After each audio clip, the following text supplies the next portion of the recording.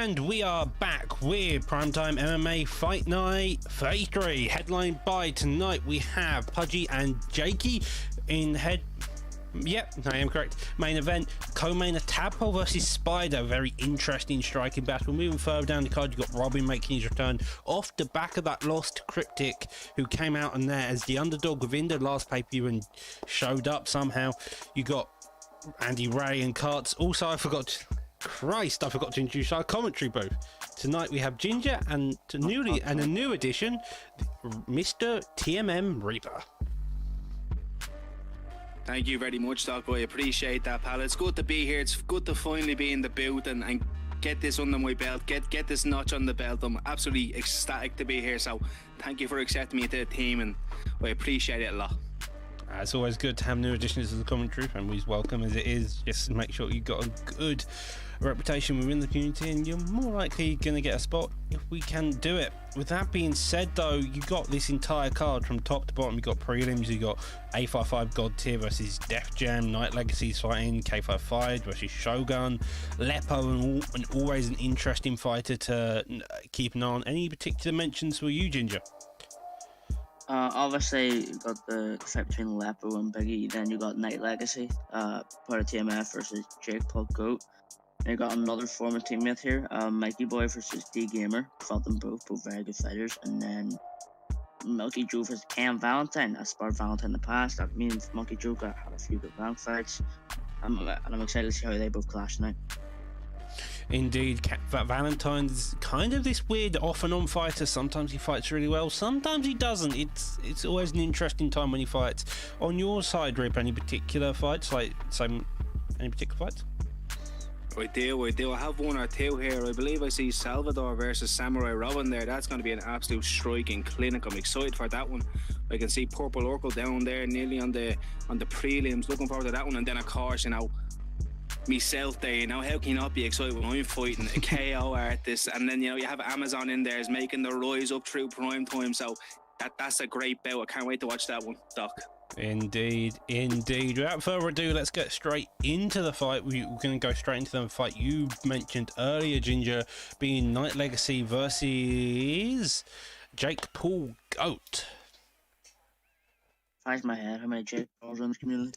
Yeah, there are a good one or two. It's an interesting time. With that being said, though, Jake Paul goes Robert Whittaker, Night Legacy as Marvin Vettori. It's a classic striker versus wrestler match, although we rarely see Night Legacy shooting for a takedown, Reaper. Oh, you're spot on, Doc, and that was going to be my first thought there when I seen the Marvin Vettori pick. I was like, really? Okay, but maybe he's coming to keep us on our toes and show us something new here tonight. He's got the KO power with Vettori, and he's got the wrestling, so he's got the whole package. Let's see if he can put it all together tonight, Ginger. Yeah, definitely. I would also like to mention that there is a face Tifu in the community. But we're seeing a good gas stage here. Marvin Vettori made of literal Italian titanium. And then you got the men of the weight class, Robert Whittaker. I want to see how they both clash here, because obviously if you're Whittaker, you can strike, you can grapple. Whittaker, you can kind of do this. In Vettori, it's happening again, Doc.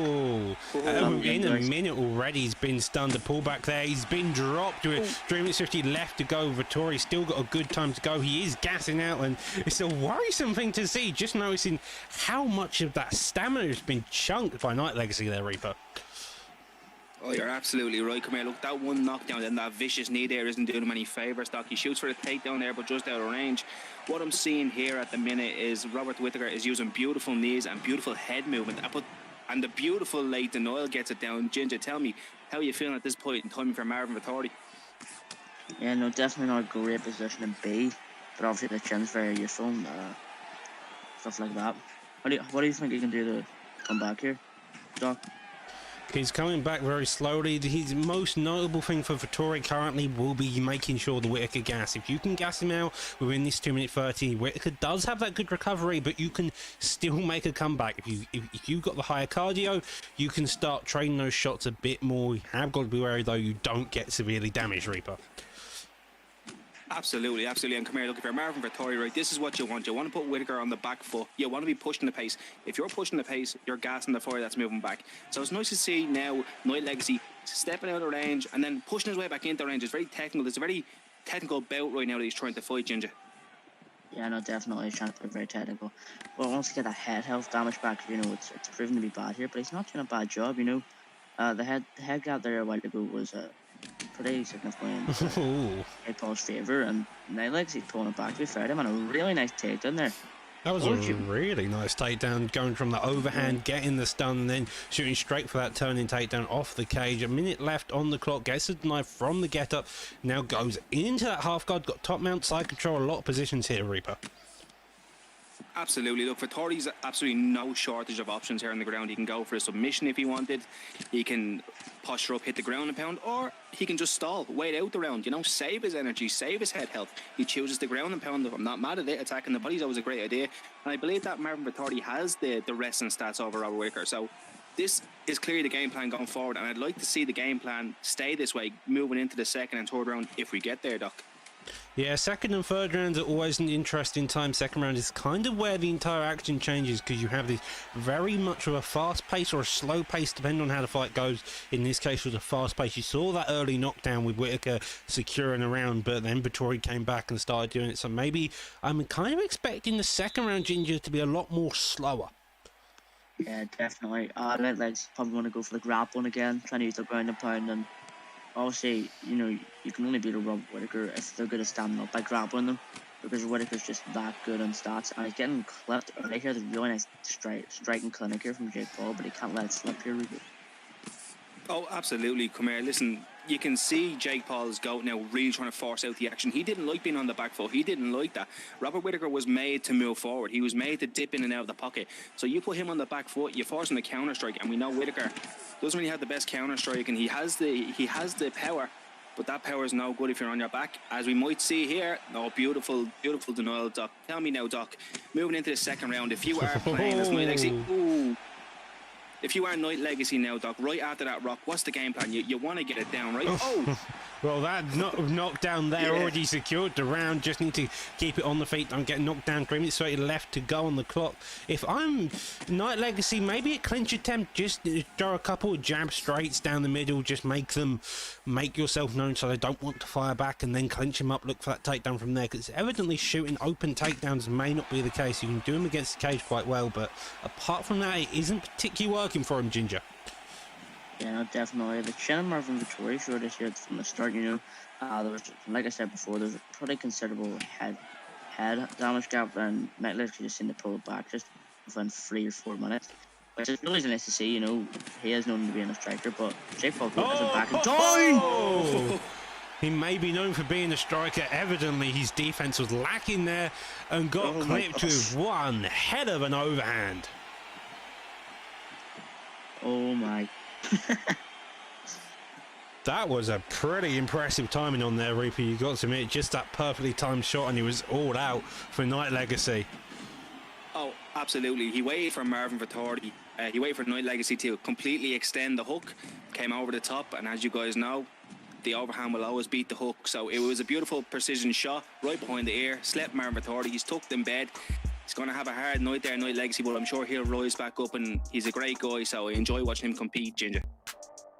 Yeah, no, definitely. That's a tough loss, but we can't take anything away from Jake Paul, you know. Started to lose that round a little bit, and then boom, out of nowhere, knocked him out. But on to the next fight, we have Def Jam versus A55 God Tier. Sticking on the PS side, we got God Tier as McGregor, Def Jam as Pettis. An interesting pick back in UFC 2. This was quite a fair fight. UFC 3 definitely wasn't. UFC 4 depends how you play. You can kickbox with Pettis, you can box with McGregor. You can also kickbox with McGregor, but whether you want to kickbox with McGregor is the question of the night. Yeah, definitely. But, you know, when you choose Pettis, you already know how it goes. I'm completely biased towards you, so the Def Jam can absolutely 10-8 him 3 times and win. But I'm excited to see how the Mexican styles here goes up. You know, the kickboxing of Pettis is a bit chinny, but the kickboxing definitely showed. We've seen the leg kicks from the start there, but I respect them at all of it too. What would you do here if you want to use your kickboxing here, Reaper? Oh, well, Ginger, let me tell you, first of all, these two men are notorious for kickboxing. Pardon the pun there, but these two men are absolutely not. And look, you've got great kicks with both guys, right? You've got great body setups. Obviously, McGregor being the better of the two on this game, depending on, as Doc said, how you play. But, you know, you have the left-handed McGregor, and that can change a fight in one punch, no matter what your head health or your body health is. It is one punch or one shot with McGregor, but if you're playing this in and out style with Pettis, you're gonna have that better success if you can keep him on the end of your range, ducking, sweeping, using that footwork to the best of your ability. You're gonna do it. However, as you said, with McGregor, he just has that power which can change the game at any point. That's not to say you aren't gonna win with Pettis. You're just gonna be fighting a lot more of an uphill battle. McGregor shoots for a takedown though. Interesting. Definitely wouldn't do that there, especially in Pettis' garbage away. For some reason, he goes for a back sitting. That's probably going to pay there in the background. Yep, and honestly, Conor isn't known for grappling. He definitely doesn't have good grappling stats compared to Pettis. But it's not grappling in this game completely depends on the skill. You know, it's the eyes. It's all about your GA build. You're talking about your side control. It's all about that there. But if I'm Conor, I would probably try to keep this fight in the feet, Reaper. Yeah, absolutely, 100%. Listen, if you're going to be using McGregor, you don't want to be touching the ground. Now, unless you're coming up against a 3.5 star, you might get away with it. But against the Pettis, as you said, Ginger, in his guard, I don't like him being there. But, you know, maybe Conor McGregor here will show up and show out tonight on the mat. And as I, you know, those A55 boys, they're notorious for their wrestling. So maybe he's looking to put on a statement here tonight and say, hey, do you know what? I'm using Conor McGregor, but do you know what? Don't sleep on the wrestling as he gets reversed, Doc. Yeah, Pettis does have the reverse with grab a guard, the full guard sweep from side control bottom. McGregor now gets denied, and this could be an issue. You've got to remember that McGregor didn't do much damage to begin with. He was just powering with small shots on the ground, and now Pettis is up top. He can get a bit of the ground and pound striking from this position. He's going to have a lot of an easy time, but seems it. Nobody really wants to throw any major strikes. Ginger. Yeah, no, definitely. No one wants to throw major strikes. As you say that, he goes to the ground and pound, but if I'm Pettis, you know what? I want to keep him here. I want to go to the top mount. I want to get that head damage in before I go back on the feet, you know. Because that 94 punch power is just a different type of stat, you know. It's a game winning stuff. And so if I'm Pettis, I want to keep him on the top mount. I want to get my ground and pound damage before I want to go anywhere near the feet of Conor Reaper. Absolutely, you're spot on. And hey, I like to say that Conor McGregor's wrestling is about as terrifying as Dominic Cruz's knockout power. You know, so you want to be on the feet, and at the minute now he's back on the feet. Every round starts on the feet. What I'm looking to see here now is, will Anthony Pettis shoot? Because he had a tiny bit more success on the ground, Doc, there. Yeah, he really did. My main interest currently is the stam difference. It's not by much, but it's always an interesting time to keep an eye on. God tier a bit more gas than Pettis. Pettis whiffs a kick, gets the body kick there. Now they're starting to make it somewhat even. Both of them are just trying to play this distance game. McGregor standing on the back foot, not really pressuring with his power as well, which is even more interesting here, Reaper. So it's kind of this weird battle where McGregor isn't really using McGregor how you would expect a McGregor to be used. That's way too many McGregors, but we continue, Reaper. Absolutely, and come here, look, McGregor's idea is to move forward, get in the pocket, use that, as Ginger said, that punching power. It almost feels like they're both in limbo. It's kind of like, okay, I'll let you come forward, then you can come forward, then I'll come forward, and you come forward. And that's a beautiful body kick there as well. But I would like to see AA5 actually push it a little bit more. He's got the power. Don't be scared to get in the pocket there, Pettis, because Pettis will feel it a lot more than he will, Ginger. Yeah, no, definitely. Pettis wants to be careful there. He needs to pick his shots very carefully. Maybe even try and go for the counter box, but try not to get slipped at the same time.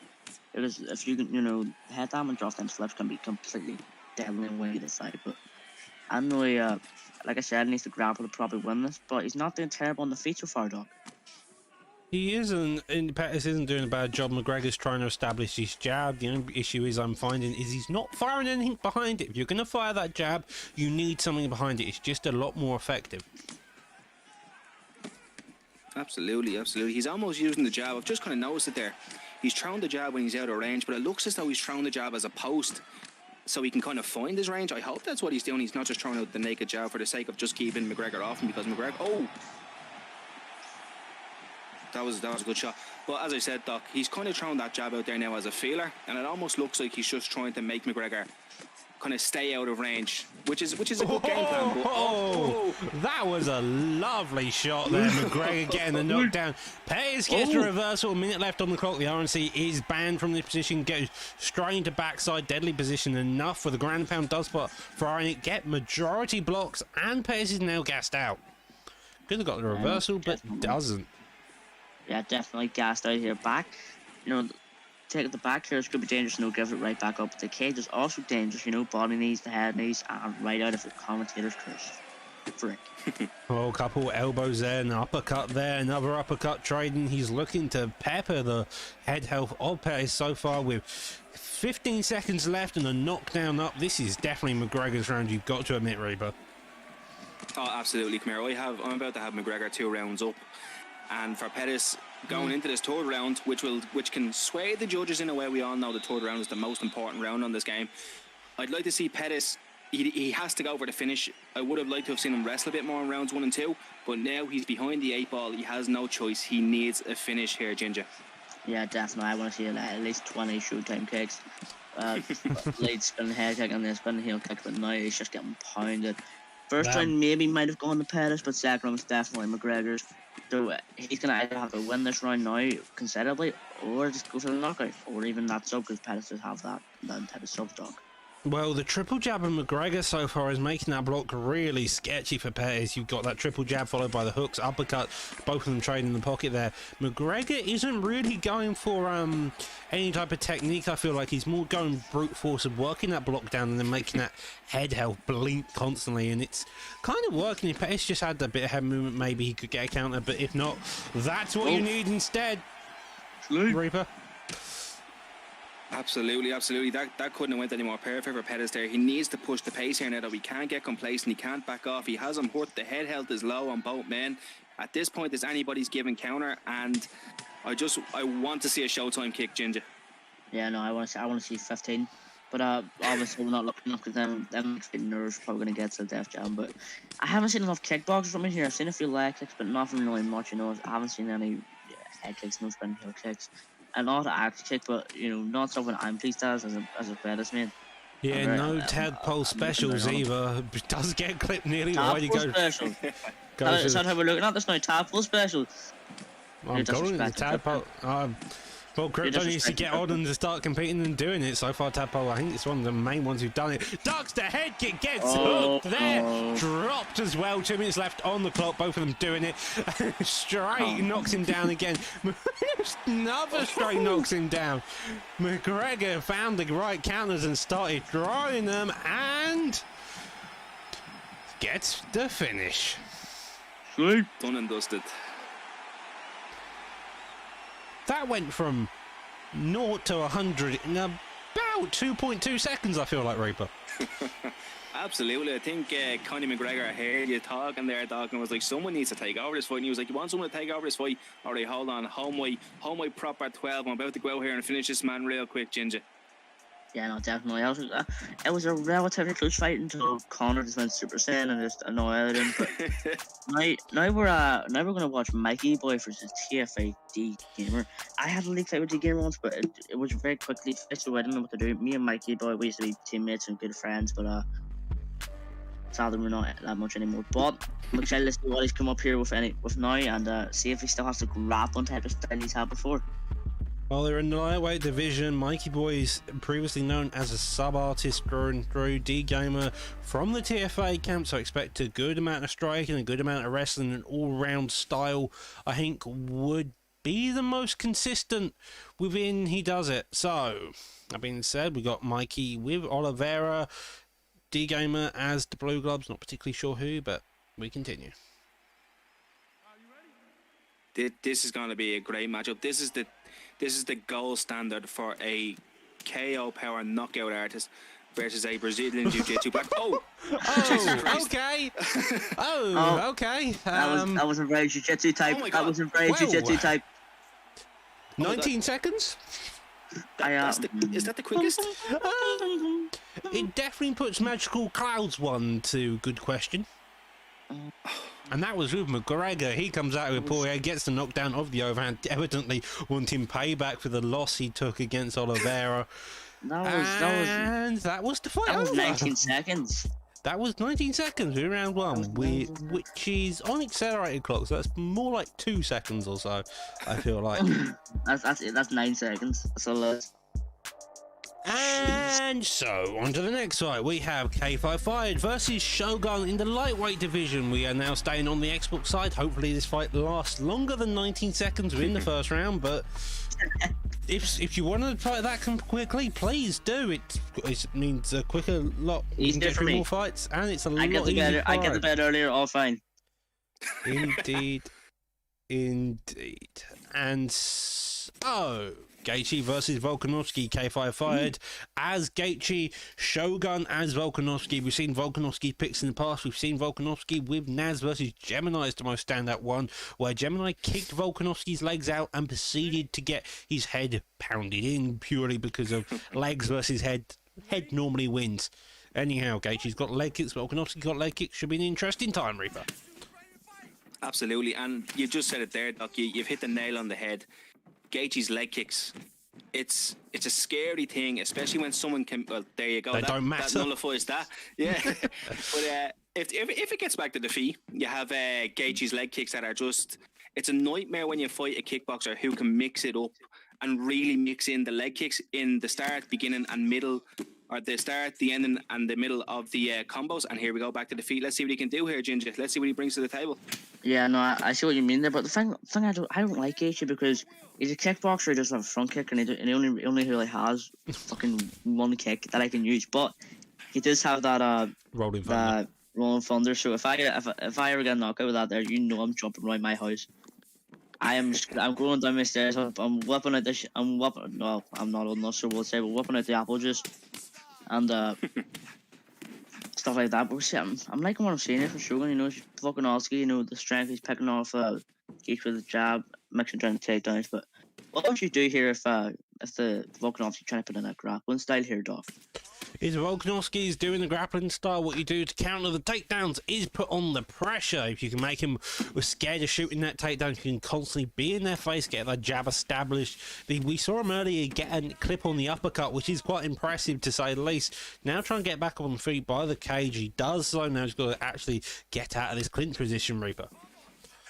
Absolutely, that cage walk, right? That's one of the hardest denials to get because it is so quick. But Volkanovski back down with the outside trip, and he's got his back taken. But as you said, Doc, the RNC is banned here in prime time, so he's going to probably look for the full mount, and he does. But at the minute, I'm liking what Volkanovski's doing here. You know, keeping it on the ground, really nullifying any chance that Justin Gaethje can have to, you know, break down the head health, break down the body health, the leg health, anything. His hair health, his eyebrow health, you know, and this is all nullified here by Alexander Volkanovski here. That he's fighting a very smart fight, and it's really impressed me with how calm he's been. He's not in a rush. He's getting it done, Ginger, and he's getting it done efficiently as well. Yeah, definitely. And the power strength of Volkanovski too. If he denies him on top, it's going to be game over, and it's looking like it's going to be. I think all you need to do is get that. This is where he can break this position now. Because if he can get that head damage off, it's going to be. It's most likely going to be lights out in the future for Gaethje here. Well, we're now back in top mount, a minute left on the clock. Volkanovski's having a bit of a difficult time hitting him. K5 is playing a very slow, methodical game, just trying to work his way back up to feet. Hasn't had much success, though. As you mentioned, Reaper, Volkanovski's a fairly patient fighter, just working him down. I think so far that's winning him the round. He's just looking for that ground and pound even slightly when he can. Now entering into side control. Absolutely, and look at this. Look at these little hammer fists. Just this all peppers away at Justin Gaethje. They may not be the strongest hammer fist, but then again, we thought Brock Lesnar didn't have strong hammer fists when he was smacking up Randy Couture in the heavyweight division. But that's a beautiful round. That's Volkanovski 10-9, absolutely, and he's done a great job of not only keeping Justin Gaethje down, but he's also done a great job of keeping his head held high, his body held high. Everything's high. He's barely been touched. We spent so much time on the ground, and at the minute, Ginger, if it goes this way for the next two rounds, we're looking at a 30-27 here. Yeah, definitely. But you can't forget Volkanovski's stand-up stats too. You can definitely win on the feet as well, especially against the Gaethje. You know, if he cuts in the clinch and cuts out his kickboxing, Gaethje won't be able to use his head kicks, leg kicks, or his rolling thunder, which can be really make or break for a Gaethje as well, Doc. Well, one of the biggest issues with Volkanovski within the lightweight division versus a Gaethje per se is just that reach. You're so short in featherweight. Imagine bringing that up to lightweight and just trying to poke. It's like you got T-Rex arms basically. Whilst trying to use leg kicks, it's a wild character entirely when you use Volk. With that being said, though, he's having some success. Does get clipped with that overhand. We've seen it earlier on being deadly, but hasn't done so much damage this time. He got sent to the Shadow Realm. There's nothing deadly about that. But yeah, I'm liking what I'm seeing there from the Gaethje. You know, obviously lost that round, knows it, but he's staying complete. And I'm sorry, commentators curse shit. Commentary curse always exists, Reaper. You got to know it. Volkanovski here staying fairly patient. What do you want? What would you like to see Gaethje do right now? If I'm Justin Gaethje, I'm bullying my way back to the feet. You know, Gaethje's the bigger man. He's like, there you go, straight away. Look, Ginger's the commentary. You tell the fighters what to do, and they do it. Evidently so. 3 minutes left on the clock, though. I would like to see Justin Gaethje push the pace a bit more after that first round, and he is now moving into the pocket. Oh, perfect. There you go. There you go. Definitely seems like it. Call him Mystic Mac. He predict these things. Call me coach, call me whatever you want. He just needs to get back in there now and sort out that issue of Alexander Volkanovski still standing. Yeah, definitely using them head He kicks. tries to fly knee there. Does block it, a takedown shot. He sprawls on it. 2 minutes left on the clock. Calf kick lands. A jab straight leads hook follows a spinning back fist, a spear, and now we're back on the floor. If it's just WWE, everyone will be going crazy right now. Roman Reigns suddenly enters the cage, showing you how to do a spear properly. Digging now to the body with sprawl. 1 minute 30 left on the clock, Ginger. This seems to be the name of the game. Gaethje stuck underneath it. Volkanovski, as I say that, he does get up though. You're getting the kiss of the Ginger here, but yeah, we need to see. I want to see Gaethje. He needs to go in for the kill now because the stamina's running low. The head health's coming pretty even on his leg, and body's starting to tear away. Oh, yep, and he did it. Well done, well done. But what I would like to do here if I was Volkanovski is wear on the block and stuff like that. What would you do if you were in Volkanovski's position here, Reaper? If I'm in Volkanovski's position, I am taking this fight back to the ground. If you've been stunned like that in this round, and then you've gotten your spear takedown as well, you know. You want to get the fight back down. You've seen the fight in all areas now. You've seen their clinch. You've seen their cage work. You've seen their wrestling. You've seen their boxing, their kickboxing, their head movement. You've seen it all in this fight, and we're only in the second round. And the form of strategy that I feel Volk should take here is get the fight down, secure your win. Don't be taking any chances because I'm looking at Volkanovski's head held here, and it's getting a bit low for my liking, and he's rocked to the body. Doc, tell me so far, how are you scoring this one? Well, so far the body rock just at the end of that second round definitely scored it for Volkanovski, in my opinion. Maybe we get to see fight stats. We do that.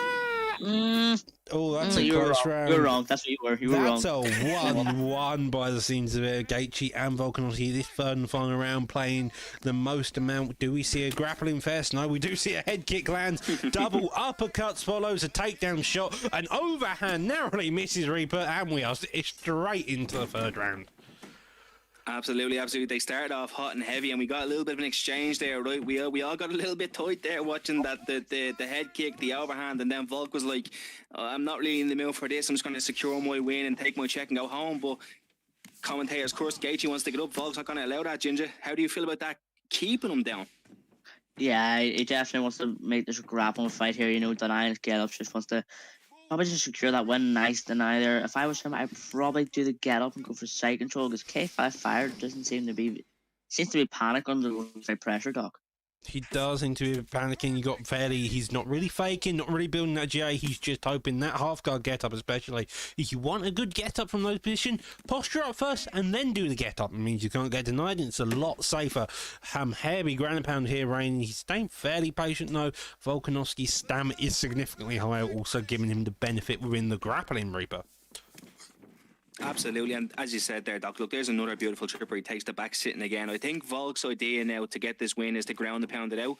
Don't think he wants to be on the feet anymore, and the head helds are roughly about even, so It's a smart game plan. It's definitely a very smart game plan. If you're Justin Gaethje now and you're stuck under here and you've been here for nearly 3 rounds, you kind of start getting a little bit frustrated in yourself. You're kind of getting a little bit annoyed now looking at the monitor. You're kind of thinking, what can I do to get out of this position? But Ginger, is it too little, too late now? Will he have the time to make the comeback? Because I'm scoring it 10-9 for Volk right now. Yeah, like I said, it's definitely Volk's trying, but as a Gaethje, you can't really count them out. He's still got that punch fire, he's got the leg kicks as well. The Rolling Thunder, it probably will never hit, but if it does, the Rolling Thunder probably more of a damage to him. You never than count it them out, is. especially with them knees. But I want to see him just go absolutely crazy here in this last minute and a half here, Doc. Would be nice. Gaethje's barely got any stamina though. Probably the best way of securing this now is either get a knockdown your own or KO the guy, and that is sometimes the best option, but people do like making a decision. A takedown there finally gets him down. A minute 20 left on the clock. An armbar attempt, and I feel like this is a last-ditch effort to maybe win the round. Oh, maybe. His dragon's nice. No, never mind. What was a misinput? The blue seems to be creeping up fairly slow. We've also got the slam to get through. Does get it. Gaethje now being slammed on his back and now into side control with 45 seconds on the clock. Crucifix very dangerous here. What? Obviously, you want to get a list. How would you get a list, Reaper? Get out of this crucifix from Volkanovski, I would close my eyes and I would wiggle. I would just pray. I don't know what I'd be doing at this point. The clock's gone down. Shogun Killer's put on some performance here tonight. A safe performance, but a clean performance. Sleep. There you go. Oh, and the rage quit. No, you hate to see it. Yeah, hate to see Yes, it. it might be a big misunderstanding. He might have accidentally stomped on his lead. Accidentally pulled out a plug just as he got Yes. KO'd. It's completely possible. Lovely job there by Shogun. Fairly close all around that rage quit. Maybe not a more spur of the moment than anything else, but a fairly close fight though. Yeah. It was a close fight until it hit the ground. You really got to see the skill difference when it hit the ground, in my opinion. Gaethje in the first round had an alright takedown, and then he kind of done a little bit of work, not too much, and then you had Volk just basically take it over, and I think that's where the annoyance of the fight set in. So Shogun Killer, fair play, he did well, and he had a smart game plan. He kept to it, and that was that. And now we have LFC Lepo, I believe, is still he's not. I think he's still part of LFC. LFC being one of those weird camps. Have been known to be Liverpool Football Club on a few games, but I think it stands for La Famille Cartel, which is, something along those lines. It's got a Mexican name to it. On the other hand, you got Big E in the other corner. I believe he's part of TFA. I could be mistaken on that part. It's the bantamweight decision. We've seen Lepo countless times. He comes out, plays like a maniac. Normally picks Nick Diaz if he counts. In this case, he can't. And we see a Yan pick mirror. Lepo being the blue, Big E in the red gloves and red trunks, which is handy. As someone who did fight Biggie this season, I can say whenever he gets stunned, he will wiggle his stick and close his eyes and hope and pray. So whenever Lepo stuns him, he needs to work on the body, because that will be very crucial in the stamina, and obviously he probably won't be blocking his body ever since, and he's going right for it here, Doc. But maybe also Lepo's grappling in the past has been good, so maybe I can implement that there as well, Reaper. Absolutely, come here. Look, you have a Piotr Yan who can do it all. He can grapple, he can strike, he can whisper sweet nothings into your ear as he's beating you up, and he can only annoy you even more. Beautiful front kick. I kind of feel at the minute Lepo has been a little bit more hesitant. I'd like to see him push the pace as he's doing here now, but maybe not eat as many shots, because he's not really throwing as many back. For every one he's thrown, Big E is throwing at least 3 or 4. So. Yeah, so far it's a fairly slow pace. Checks the leg kick there. Now we get down onto the ground. This is going to be the really interesting time. We've seen Lepo countless times have a few issues on the feet, then take it down and get a victory. Most notable comes with EK issues. He had a very sketchy first round, came back and Kimura'd him in the second. 2 minutes 50 now left on the clock. Big E on bottom has also got the stamina deficit, even if it's slightly Reaper, and it's still to play for, I would say. Yeah, I'm more surprised that Lepo actually went with someone who's over 4 stars. Because, more often we see him use Nick Diaz or go Saki, but obviously in bantamweight you don't have them picks. I would say Lepo would probably go Song Yadong if he wanted, but... I mean, sure, Manny isn't a bad pick. I think he's about 4 stars if I'm not mistaken. Nah, Song Yadong go. Song Yadong, No one beats Song Yadong. Put Song Yadong for the pure Yan, Song Yadong 10 hits him. No, Legacy's gone Everywhere. from a few times. With that being said, though, 1 minute 50 on the clock. Reaper, so far, this has been Lepo's grappling very slowly. Not much damage, though, so far. No, not much damage. You're dead right there, Doc. But control, yes. And as you guys know, when someone's controlling you on the ground, it just frustrates you. Especially because if that's not your world and you want to be striking with a Piotr Jan, because who doesn't want to be striking with a Piotr Jan? And then you have a guy in Lepo who's taking you down and just doing this to you. It's very frustrating, and you kind of have to calm yourself down, get back to your feet, get your separation, and work your kickboxing, Ginger. Yeah, definitely. But also, Pudrian doesn't have very bad grappling stats too. He also has the beat trip. Very, very hard to deny, and obviously it's the grappling stats that have himself over as well. People don't really use that a lot often, yeah, and I would say that's probably Biggie's problem. But Lepo can stand, he can grapple, but that's also Biggie can do. And we just it's just a waiting game here, because first round's over, it's probably Lepo's round, but you know, second round Biggie could come back, Doc. Indeed, lovely bit of ground and pound there. Does get the head health down to half to close out the first round, Reaper. And now it's going to be an interesting time. 6 to 10 significant strikes, 18 to 20 strikes, 2 minutes of control time, 2 out of 1 takedowns, however the game counts it. And we enter into the second round. You can see there immediately Big E wants the glove touch. Lepo says, just come over here and fight me, but I'll give it to you anyway.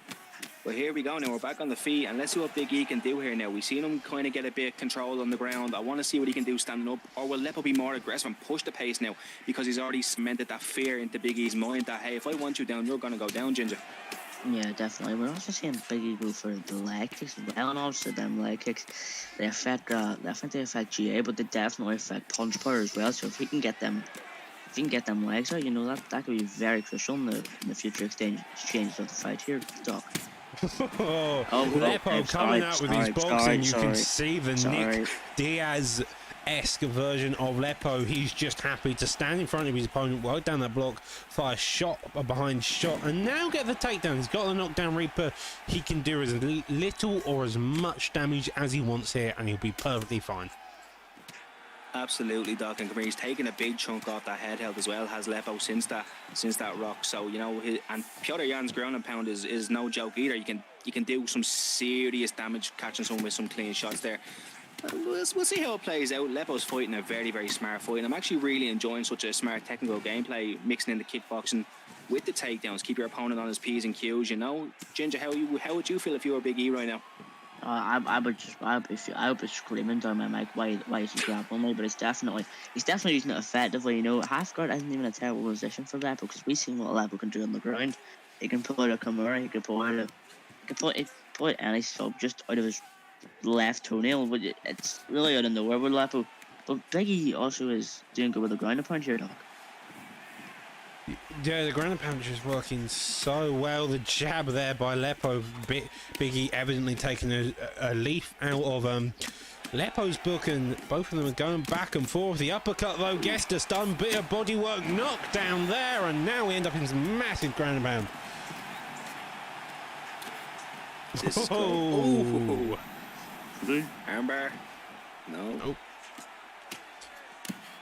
Lepo's got to be wary. That is some heavy shots. Armbar now? No. Nope. I'm liking what I'm seeing here from Biggie. You know, he's using the ground and pound very effectively. Obviously, in my opinion, he definitely lost the first round, but he definitely hasn't let that affect his game here. Oh, absolutely, and come here, look at the ground and pound he's getting off here now is definitely giving him some confidence. You know, he's taking away a bit of that head health, and as also there, as I can see, he's got the left leg of Piotr Jan of Lepo in a bit of suspect there as well. So that could lead into the third round as well and be dividend, Doc. It could be dividend. The issue is, unless you're going to be constantly on it, you're going to have a few of those issues. It's just the way legs work. You can get it done about halfway through the leg work. You may have some success, although Reaper, not Reaper, you are Reaper in the commentary booth. Lepo is having a bit of he's just having this fun time just standing in the pocket and just firing shot after shot after shot, even like his chosen character of Nick Diaz. Yeah, definitely here. That second round up goes to Lepo too. Obviously Biggie needs a finish here, but To be honest, it's not far away. You know, head health relatively close, not completely close, but it's there. Leg health's a big call for Lepo, which could go negatively for Lepo. And I just started here from basically chopping right back out the leg, but he does need this finish, Reaper. Oh, absolutely. Come here. Listen, I have Lepo up as well by 2 rounds, and we're going to need to see Biggie push this pace. Yeah, he might want to get him above the ground, because I believe a knockout will come quicker than the ground. Oh, yeah, it will do, because he's the one getting knocked out. Evidently so. Already stunned there. Spinning elbow attempt. A head kick. Weird glitchy there. An overhand. No, he nearly kills him. Oh, this might be the card of overhands, I feel like, at this rate. Definitely a 90-second knockout. We've seen about 20 from KT. We're seeing about 15 from Lepo. Oh. My bad. Commentators. Nice way though. Yeah, Biggie doesn't know what to do. I'll be. Oh, guillotine. Oh. A guillotine's always a good bet. You have got to be aware of the counter sprawl though from this counter guillotine. Von Flue, sorry, from this position. This could be a very. This could be a win. Well. No, it's not. But you know what? It was a very good effort from the start there. They were getting quite saucy with it there in the pocket. Yeah. I'm a bit selfish. I think I see a bit more of that. But you know, I'm liking the grapple. I'm seeing here too. It's not someone holding somewhere. You know, everyone's trying to get their bit of ground, find a bit of damage. So it's obviously a bit of exciting grapple on the watch here, Doc. Indeed. 2 minutes left on the clock. Lepo on top currently. He's got the knockdown. Now we're finally back up on the feet. Big SD. Big E needs to make a return in some way. He could always clip him as Lepo taunts in some way, but Reaper, I'm not sure what we need to see from Big E currently. I think I'd say get in the pocket, make him throw a hook, clip it back, smack your elbow in there, just put him asleep before the next minute and 30 seconds is over. Put him to sleep within the next minute and 30 seconds. Maybe the best advice you can give when Lepo looks so clean with the boxing. He's happy just to stand there, let his opponent walk into that pocket and just rip combo after combo. You see that jab straight, gets that block straight down. The leg health of Petr Yan on Lepo's side is definitely down, but he has switched stance to compensate for it. Yeah, definitely. Everyone wants a knockout, you know, it just depends if you can get it. Biggie really needs it here. And so, the elbow came out, as Reaper said. Yeah. A spinning elbow returns another elbow. In the wrong way, I said. No, never mind, I was right. There you go. Is that it? Yes. Oh my god. Oh my god. 16 seconds left. What's 8 seconds? 16 seconds. Oh my god. Okay. There's 8 seconds left. Okay. Sleep. Yeah. Sleep. Well, it seems like Ginger is the commentary curse. Reaper seems to have a talent for calling what's going to happen. Somehow, Big E out of the comeback. Lovely job there. Lepo's going to be must be sore from there. He had such a good performance. Big E came back, got that elbow in and knocked him out. Well, I'll do this fight, Doc, because I know you always pronounce his name wrong. Please. Marshall Rifle versus Purple Urkel. Another PS fight. I'm not very disappointed because obviously all the PS fights are absolute here in prime time. So I'm excited to see how this goes. Purple Urkel, I think, might be coming off a loss. So let's see if we get a rebound after that one, Doc. A loss or a win doesn't really matter as long as you get the next win is the focus of the fight. We've got Dan Miragliotta? Is that Miragliotta? I think so. We've got a Poirier mirror match in the red gloves. We have Purple Urkel in the blue gloves. We have Marshall Rival War. This is gonna be a good fight. You know, I began my Discord journey with Purple Urkel, so I've got to see him grow in his talent on the sticks. It's great to watch, and he's definitely facing a step up in competition here, Ginger. I'd like to see him push forward because I know he has a dangerous Poirier when he's confident in himself on the night. Yeah, definitely. I'm just gonna say it's not ever like the Poirier to win, but obviously we're seeing Purple Urkel get the better of the striking here, but Marshall Rival War is I'm gonna call him Poirier in black because that is just far too big of a name. But let's call him Marshall. But I'm liking he's implementing the kickbox. I just really see a Poirier. You're more seeing the block breaking technical. Say the Poirier, you see the body work and all that. But this one, but Marshall's putting in the kickboxing techniques, but Purple Oracle's just going straight into it. Yeah, Purple Oracle's kneeing that body. We saw a lot of that clinch damage. Just 3-piece in retaliation by Marshall. Now we're on the ground. And this is where it gets interesting. We've seen countless fights on the ground. Maybe we get to see a bit more competitive fight. Maybe we see a one-sided domination in the wrestling. You're never particularly sure, Reaper. Absolutely, like, spot on there. We never know what adjustments people are making from week to week to week in their camps. I know LW is has Purple there under their tutelage, and they've got some great solid fighters in that camp.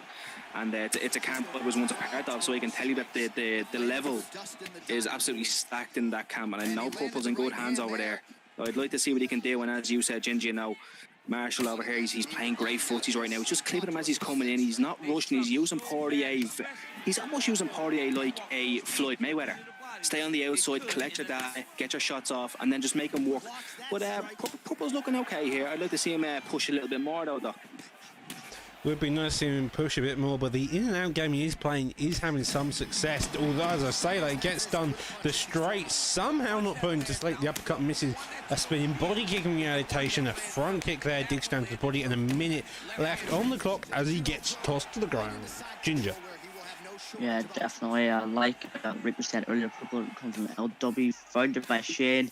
Definitely made LW a good camp. You know, PlayStation side. I would say probably better on the Xbox side, but no slouches on the Xbox side either.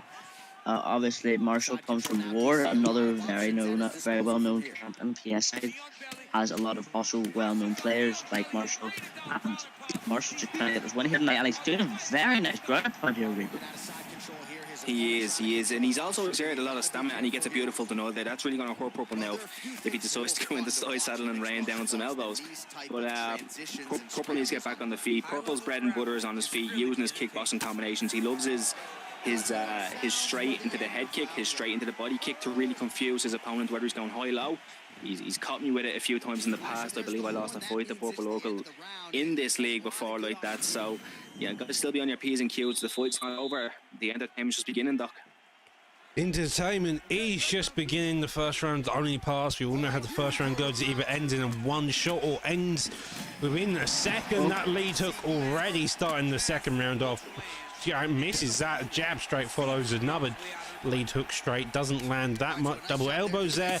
Overhand follows suit, Ginge. And they're already wanting to re-establish who's winning this. Yeah, to be honest, my good Marsh was winning this because every time you're seeing that block, the block held significantly lower. The head was definitely lower. But Marshall's definitely away, but the stamina's good though. And obviously Poirier has a really nice chin, really nice cardio. Good switch stance too, so you can't really kick his leg. He'll just like a truck over and over again after it. But I like him scaling it from Marshall. He's picking him apart, you know, he's got the head damage in. And I would like him don't do what he's doing. The double Absolutely. uppercuts there. Yeah, as you said, Ginger, you're absolutely right. Marshall at the minute is picking him apart. And I like what Purple's doing here now. He's kind of mixing it up a little bit. Doesn't matter. Yeah. Doesn't matter. Of course. Yeah. Doesn't matter. Well, Sleep.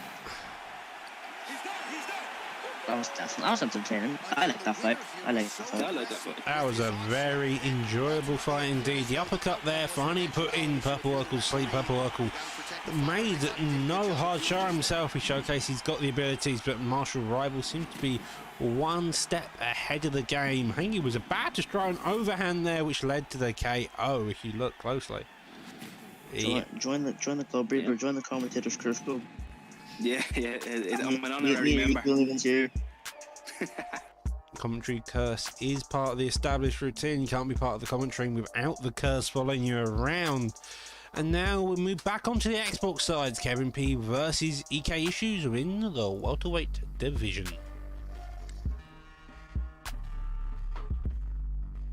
Yeah, definitely. KP, former member of TMF. Really need to implement his grappling. Kind of learned how to strike at this time here in TMF, but since departing, he's been getting a few wins, also on a good win streak there a while back. Lost to Stanley a few weeks ago, but EK Issues is no joke. Obviously being part of the EK camp, a very high level count very known throughout the community. It's definitely going to be a good one here. I want to see if KFP what's grappling, and he does straight away, Reaper. Absolutely, and as you were saying there a second ago, Ginger, you know, EK Issues is an absolute savage on these sticks on the Xbox Hood. You know, this man will come to take your head off, and with Jorge Masvidal, he has every right to do that. Like the game plan from Dos Anjos, but I'd like to see what Kevin P is going to do here. I'd imagine the wrestling's going to be the way forward, because you have Masvidal, who is a very, very big welterweight, against Dos Anjos, who's a very small welterweight. So I feel like the wrestling will have to play a part in Kevin P's success here tonight. Oh. I should mute myself at this rate. I feel the same every time. Just don't worry. Pull back, Nice uppercut pullback. there. It seems like Issues is having an easy time. Kev P as RDA, Issues as Masvidal, overhand duck there, and it just seems like the boxing of Masvidal is going to play a major part in how this fight turns out. A couple takedown attempts haven't really been that successful though so far, Ginge.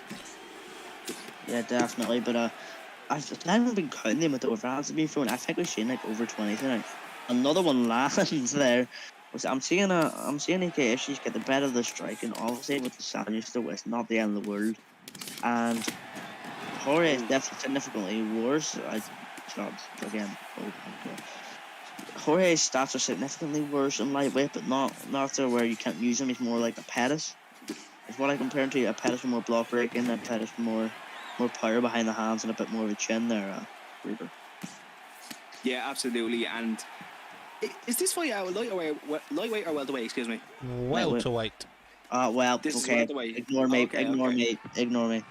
Had me worried there for a second, Ginger. I thought I read it wrong. No, yeah. Listen. Well, then, if that's the case and we're at welterweight, listen, the stats, the everything goes to Masvidal, and Kevin P's doing a good job here. He's scaring him here with some of these submission attempts. Looks like he's trying to get a read on it here now, just to put that little bit of pressure on him to kind of say, hey, if I get you down, you need to be worried here, Doc.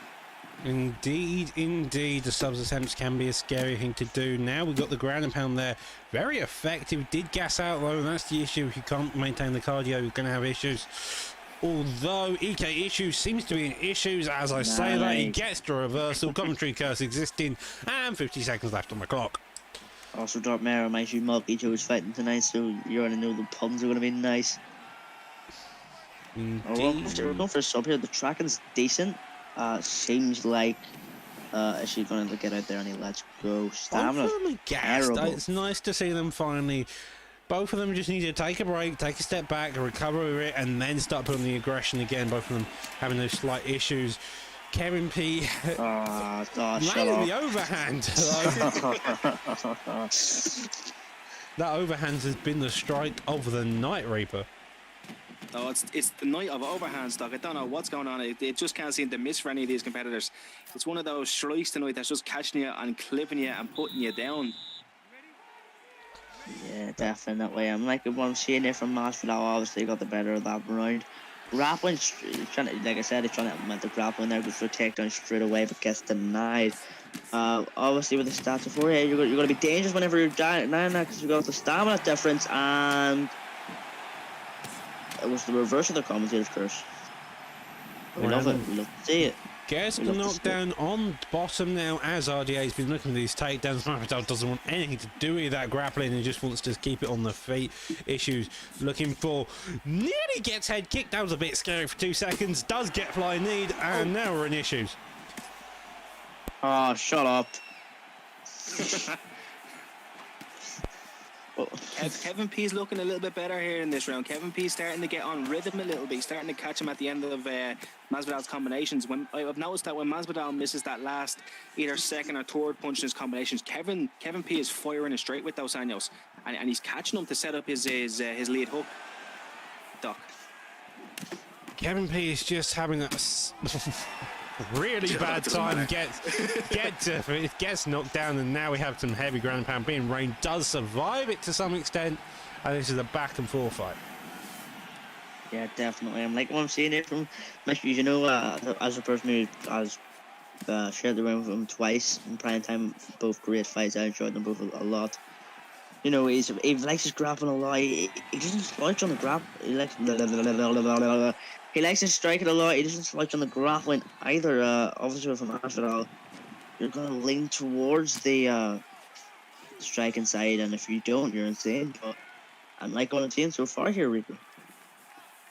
Absolutely. Listen, Ginger, the one thing I am noticing, and I didn't pick this up now until only very recently, is that Dos Anjos is actually in the southpaw stance, which opens up that liver kick, that very, very, very, very strong liver If kick. you can play southpaw, in my case, I can't.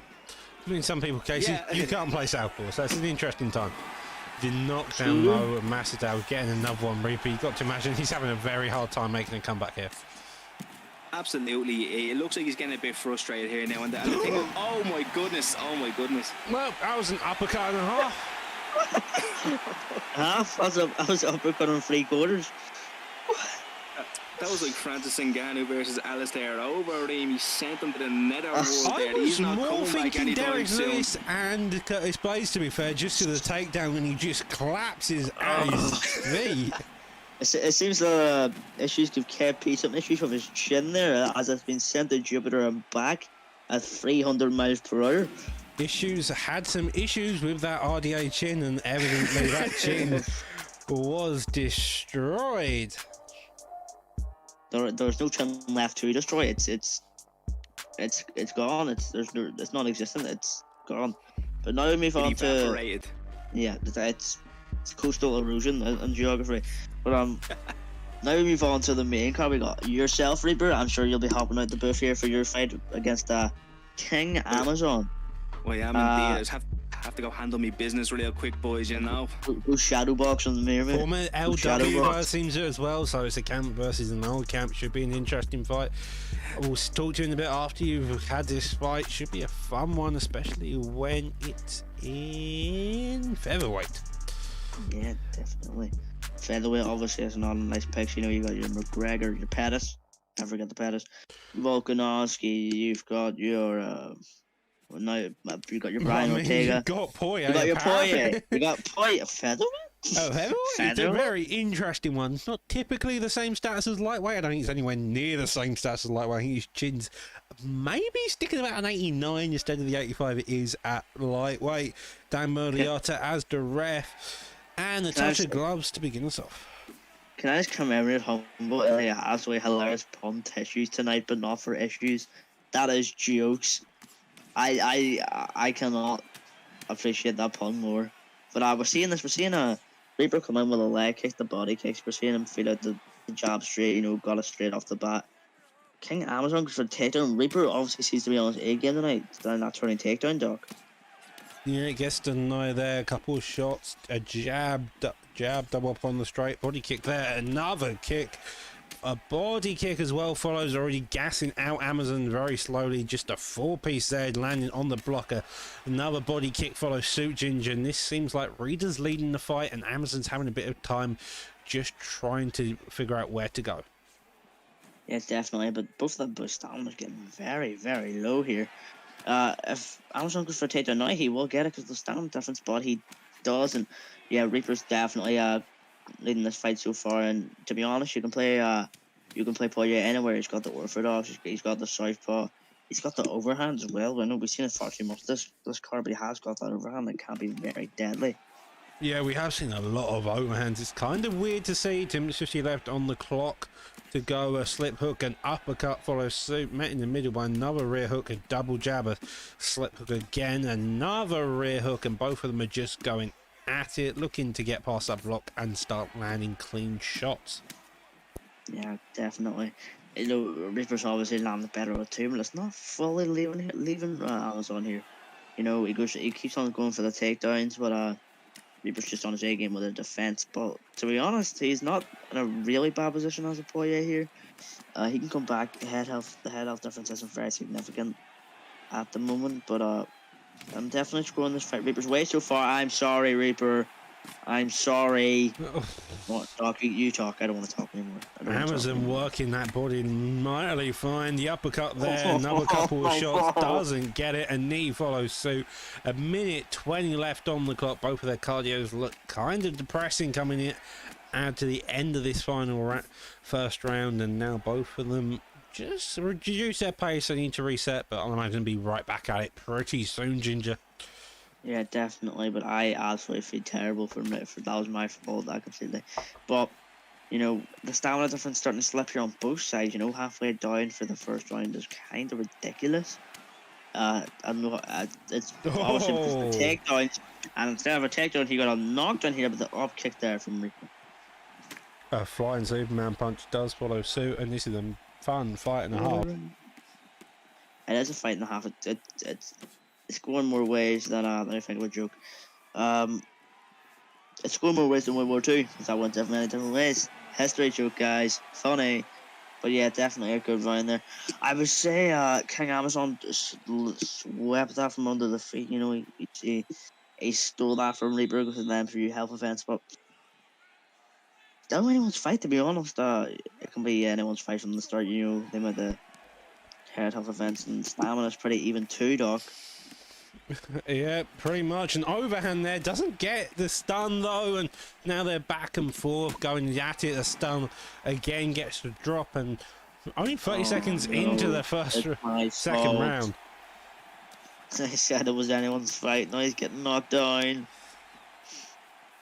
Well, yeah, you've seen PE fights. They're always anybody fights. We can point back to the Lepo versus Big E fight. Both of them going back at it. You can never really count someone out until they're either tapped, unconscious, or the judges are involved. And even then, it's a bit weird. Now, both of them. Right back at him. Nice 1-2 body kick there as well. Trying to work on the body as well here, just to get that little bit of a stamina difference. And to be honest, he's starting to get it. And, we're not seeing Amazon back down here from the exchanges, Doc. Indeed, we aren't. Amazon's happy just to make his way through that block. Reaper really needs to move his head off that centre line just to hope. Instead, though, he meets a straight and gets the body work there. Uppercut follows suit, digs down to that body, gets a body stun straight there. Uppercut follows, and now into the ground and pound looking for the finish. Lovely slip there, now pulled into the guard, and this is a interesting fight to see. Nice deny there from the rubber guard. Obviously, Dustin's guard is very dangerous, but you know, when it's two Dustins, it's kind of it's even. You know, so even. this it's kind of this right now. This kind of shows who's the better grappler in a way. You know, we're seeing Reaper get the better knives, a better GA build, and therefore he gets a transition out, which to my extent shows the better grappler. And commentators curse you talk now because I don't want to anymore.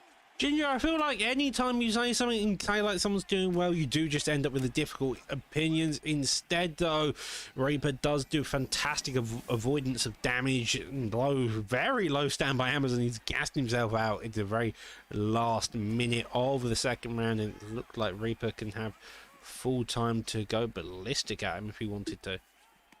Yeah, definitely. But Reaper can also take this slow as well. You know, there's another whole round of work, and to be honest, this is probably Reaper's round, but if I was him, you know, you want to get your fight over straight away and just not risk any loss. But to be honest, Reaper seems to be quite content with the way he's doing right now. Well, it seems to be the case. The longer someone's in the cage, well, the more and more risky it gets to lose a fight, and that's sometimes the way it goes. If you win in the first round and you got the opportunity to finish, that's what you do. Even if it's in the second, he looks to finish the fight, gets up kicked, and now Amazon putting on this pressure again. Body kick there. A lead hook follows, a catch is that. The hook just clotheslines the jab! in. The jab! And he gets a finish. Nah, that wasn't very Reaper amazing getting for the Amazon. victory. Lovely job there indeed. Oh, the pun time's coming. This isn't prime time, this is fun time for me. That was a fun time, wasn't it? You didn't have to clothesline the poor sod. I'll do my interview with Megan O'Leary. I know she's waiting for me somewhere backstage, so I'll take care of that business after we finish up here tonight, Doc. You know, that's 60 G's in the bank there. That is. Had to give Amazon a little bit of a head start there to make it look equal. You know, I didn't want to just steamroll him out. Nah, I'm only joking. Amazon's a great lad. He's really improved on the sticks. I'm very happy to share the cage with him.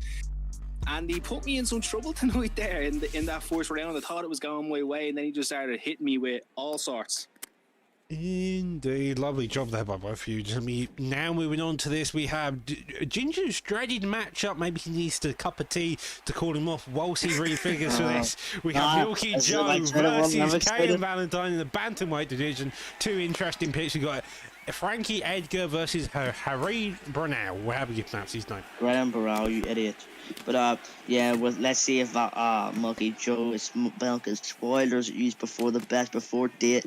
We're seeing him use the jabs efficiently against Valentine here, but obviously we've seen Valentine can definitely wiggle them sticks to a good effect there, Reaper. But you know, the league fight nerves. He's told me this personally before. The league fight nerves do get to him here. Oh, absolutely. Come here. Look at when you're under the bright lights of prime time. Anything can happen. You could be 20 and 0 up on someone. You get under these bright lights, everything's going to change. I'm loving the picks with the Frankie Edgar and the Henan Burrell. That's a saucy pick. That's a nice little kickboxing match. I'd like to see who comes out on top of this one, Doc. You know, I think Doc's it went for whether we get something to do with production, but we're seeing Valentine using the jabs. He's starting the jabs mostly with the jabs and then lead hooks the all time, and he's switching up the stance as well. And Milky Joe's not also backing down. He's doing the same thing. He's keeping it calm. They're both going for their body work. You know, they're capturing body things. It's a really even fight here between Renan Burrell and a Frankie Edgar stat wise. Evidently, both of them. Oh well, Fred. When you can do rock paper scissors to talk about. Now, Doc, I'll let you take the lead on Evidently, this one, pal. both of them had to have their cup of tea. They're still fairly patient here. Crane kick, though, does come out. A body kick there, and 2 minutes 20 left. With both of them staying in a fairly steady pace, Reaper, you got to imagine that this is going to be slow, steady, and just a very tactical fight. Absolutely. I'm seeing a lot of footsies here from both men. You know, Frankie Edgar, he's staying on the outside. He was going first there for a bit.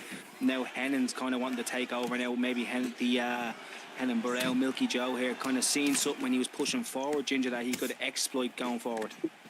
Yeah, I seen a nice head kick on there for Milky Joe, and he's starting to get the better of the striking, not really run away with it, though. It's a really close matchup, especially health-wise, stamina-wise, but I'm starting to see Milky Joe kind of run away with striking-wise, to be honest here, Doc. Yeah, maybe so. Valentine's known for having an off the back foot. He will find an opening when he can, and sometimes that can lead to a bit more. Head kick there does land on the block. Jab straight follows the lead hook flow as he leans into it as well. 50 seconds left on the clock, and both of them are going back at him forward. No, Absolutely. I'm noticing Kay and Valentine switching stances quite a lot. I like that. He's moving from orthodox to southpaw. He's mixing up his shots. He's mixing up his shot selection. He's changing stance. He's putting different. Now he's going for the deep into the leg there. He's shown these different pictures to Milky, and I wonder if Milky's kind of going to get a bit. What's he kind of doing here? You know, I'm not really used to seeing a Frankie Edgar fighter switch stances so much, though. Yeah, no, the switch of stances is definitely going to make Milky Joe's perspective possibly a bit milky. And now we've got 24 to 16. Shut up, man. A leg health event in the favour of Valentine's. Ginger, evidently not a massive fan of the tea puns, but that's what you get when you've got someone named like Milky Joe. Round two begins, Ginger. That wasn't a very milky joke there, but Valentine's playing the long game here. You know, he's going for the leg damage, going for the body. The block's being worn down a little bit. The stamina's pretty even. So if we're looking at health that way, you know, Valentine is winning the fight, but not by very much. He needs that a good pull counter.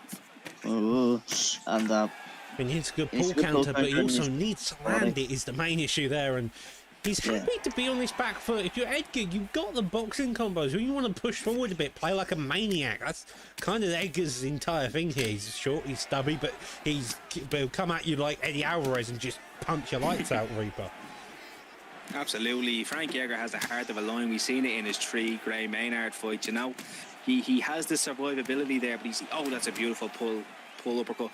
He's just doing so well at fighting on the outside. It's so clean. Now, don't get me wrong, Milky Joe is catching him, but I'm really liking the way Kay and Valentine is fighting right now. It's very, very impressive. He's taking shots on the block. He's getting out of range. He's switching stances. He's really shown the full package. Let's see if he can put it all together here tonight, Ginger, and come away with that win.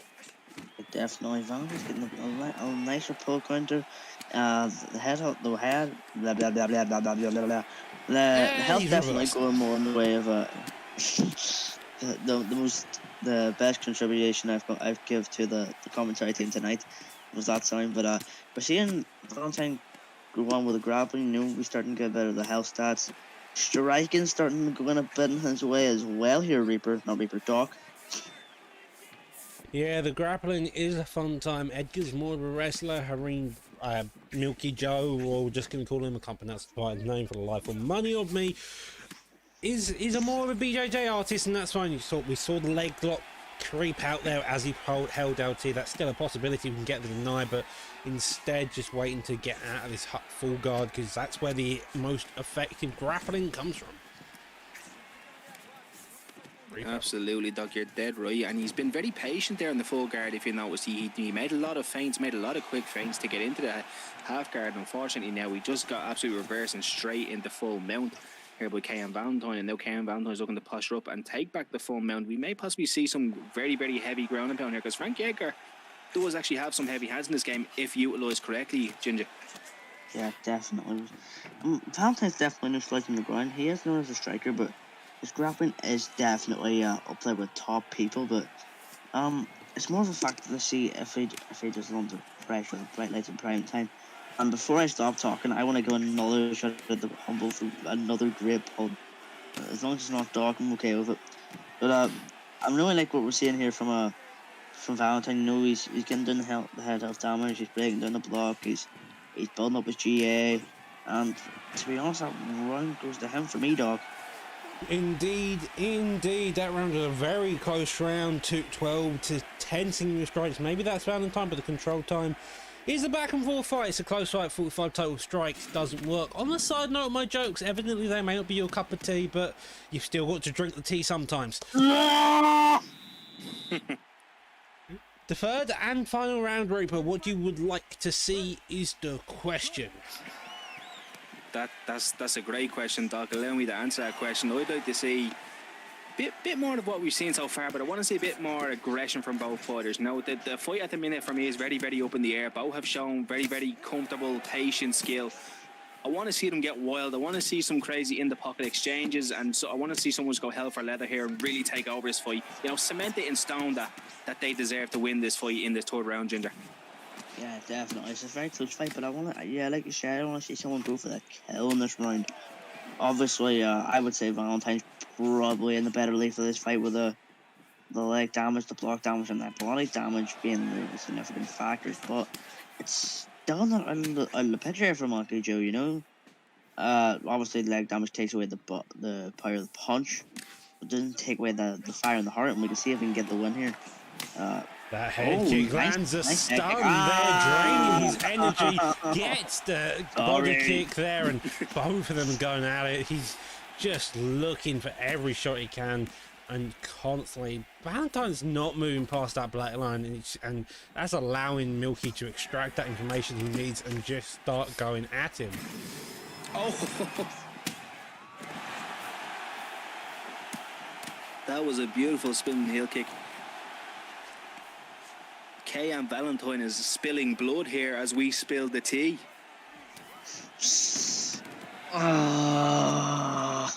Gingy, like that one, maybe. 2 minutes 20 left on the clock. Ginge definitely really hopes this fight ends before then. Valentine on top, looking for the ground and pound, and Milky making things a bit milky. Sorry. Right, I'm back. We're seeing. I think we may have lost Ginger there for a few seconds. Valentine inside control. We've got a giggling goblin in the background, and now Milky Joe's head health looks a bit low. His body health is the same way, and I think this may be how we see this final round go out. Not with a bang, but with a whimper. Kind of like the last few drops of tea you have. Absolutely, Doc, you're spot on. KM Valentine is taking over right now, and he's putting the hurting on. He's basically telling Milky, hey, listen, mate, you've been left in the sun too long and you're about to expire. This milk has gone sour, and I am taking this fight. I am taking this W home with me back to my camp. It belongs to me, Doc. Evidently, evidently, Valentine has found the right temperature for his tea bags to make sure that Milky Joe is just that right temperature to get the win. 10 seconds left on the clock, and I think Valentine's about to finish the tea. Absolutely. He just, he got the finish and all. He got the just finish. ranked that tea. He got the finish. The milk's been spoiled. He drank the The milk tea, is he past. finished it. As you The said, milk is past its best boy date. It's going in the bin. Oh my god. That was great. I love that fight. Not for the actual fight, for the puns. For I the mean, the puns. fight was a pretty good fight. Very interesting picks as well. You got Brunei in one, Hong Kong being used by the tea drinker, the tea drink per se, the tea drinky, as Valentine with Edgar putting on the cardio. That may be Edgar's secret success with his cardio, the tea drinking. But with all that being said, with all the tea puns, let's get straight into the next fight, shall we? Just so we no longer have a giggling goblin in the comms booth such as Ginger. We'll be having Karts versus Andy Ray in the lightweight division on the PS side. Reaper, would you like to That tea was introduce far these too two? sweet. Oh my Absolutely. God. And you know, I've had the pleasure to share the octagon with Carts at the beginning of the season, our first and only prime time exchange, when he finished me via submission in the first round and took me out of the Grand Prix and ruined my dreams of a prime time belt. Could have won God. some more then. That being It's cutting said, deep, Doc. This is. it's cutting deep. It's always nice to see. Andy Ray now looking to get payback for you, though. Cuts as McGregor standing in front of Poirier, and he's going ballistic already. Doesn't beat Mikey's current record on this car of 19 seconds, but they definitely want to be in quick I don't contention think that's for it. possible, dog. But we seen Andy Ray come out in the last live event, not live event, last fight night called me and Humble here, and he got a pretty decisive win against a pretty good opponent. But Oh my Oh, that was a Kurt's going to play something about here, Reaper. Absolutely. Carts must have a knock at his front door because he looks like he's in a rush to get out of here at the minute. Doc. I don't know Maybe if he's the got a takeaway tea boy- to the finish. delivery I'm boy never was standing at the particularly door. sure. That kettle must be boiling. The kettle must be boiling. Poirier now looking to get the payback. Does get a lovely job there. McGregor getting the pullback, the jab straight misses, ducks under the jab of Poirier. 3 minutes left on the clock. It doesn't feel like it's been 3 minutes, so it feels like it's been 5 already with how much action has gone on. Definitely, we're seeing. I'm making a strike on screen here from cards, but is this a lightweight, Doc? I think this is, isn't it? Yes, this is a lightweight. So we're seeing we have a nice chin here with Poirier, and he also has good cardio, good switch stance. So it's kind of just a wear down game, you know. If you can get them stats low enough, then maybe you'll have an advantage in the second round. And Cards is doing a pretty good job with that. Takedown gets shot, Karts gets a deny, and Andy Ray's in some desperate measures here. No shots fired off by Karts, body kick lands there. 2 minutes left on the clock, and Carter's just raining some shots now. Absolutely, and this fight is very different than the previous fight we just watched. The last fight was very technical, very balanced. These two are just fighting like it's McGregor versus Poirier number 12.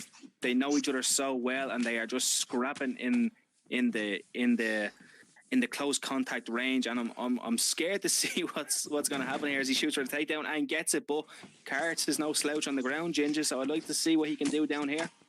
Yeah, Kurtz is we've also always seen Kurtz on the ground. He's a very skilled grappler, but obviously with the stats of Poirier, it's more just a game now if he can outskill Andy Ray here. We've seen Andy Ray, he's also no slouch on the ground. We saw in his last fight night performance.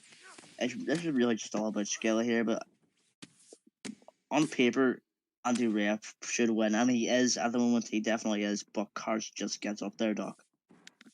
Cuts does just get up. The cardio, though, just on the side note, Andy Ray had that body stun against him earlier, and now that's evidently played massive issues to how that cardio is going to return. Maybe the recovery is going to do it, but I feel like it's going to be an uphill battle from here. But again, that is a primetime guarantee fight. That's just the way it goes. Even if someone's having an uphill battle, they normally have one or two good moments, and it's a primetime showtime guarantee. Yeah, Absolutely spot on. yeah. What you have absolutely spot on. But Spot on. spot on. Oh, Well, that was absolutely spot on the head, and he's definitely giving some damage here. We're seeing the stamina difference here straight away from Andy Ray and Cards. Cards going for a lot of this is the most technical pressure McGregor I've ever seen. He's going for the body, and then he's going for the head, and he's going for the body, and he's going for the head, and he's good. He's acting like his punch speed is 200. He's going all over the place. The takedown gets shot. The McGregor's cardio, not McGregor's, Poirier's cardio is just the biggest issue here. McGregor has got all the cardio in the world, he's got all the punch power in the world, but Andy Ray is just struggling here.